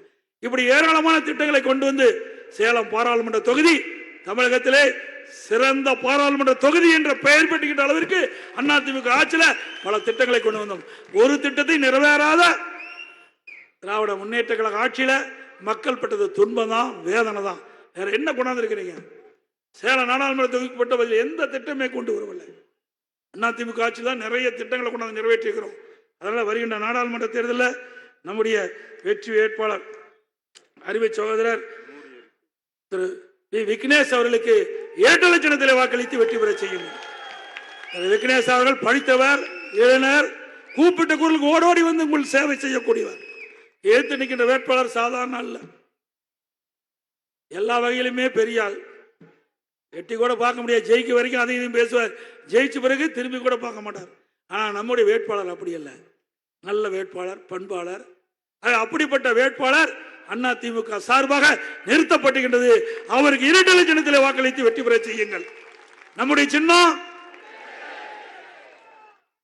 மக்களுடைய சின்னம், புரட்சி தலைவர் எம்ஜிஆர் சின்னம், புரட்சி தலைவர் அம்மாவின் சின்னம், ஏழையின் சின்னம், தாய்மாரின் சின்னம், வெற்றி சின்னம். வாக்களிப்பு இரட்டலைக்கு. தமிழர் உரிமை மீட்போம், தமிழ்நாடு காப்போம். தமிழர் உரிமை மீட்போம், தமிழ்நாடு காப்போம். நான் சொல்றது அப்படியே சத்தமா உறக்க சொல்லும். ஒற்றை விரலால் ஓங்கி அடிப்போம், ஒற்றை விரலால் ஓங்கி அடிப்போம், ஒற்றை விரலால் ஓங்கி அடிப்போம். விடியா திமுக ஆட்சியை வீட்டுக்கு அனுப்புவோம், விடியா திமுக ஆட்சியை வீட்டுக்கு அனுப்புவோம். வாக்களிப்போம் இரட்டைலைக்கு, வாக்களிப்போம் இரட்டைலைக்கு. நன்றி, வணக்கம்.